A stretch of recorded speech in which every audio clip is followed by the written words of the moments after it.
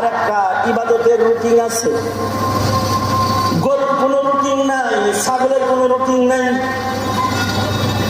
হাইওয়ান জানোয়ারের কোনো রুটিন নাই, তাদের জিকির নাই, তেলাওয়াত নাই।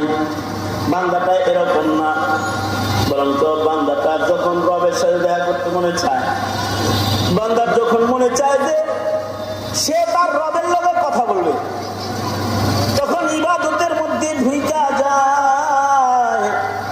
বান্দা যখন মনে চায় যে তার রব তার সাথে কথা বলবে, তখন সে ইবাদতের ভিতরে ঢুকে যায়, সে তার রবের আশিক।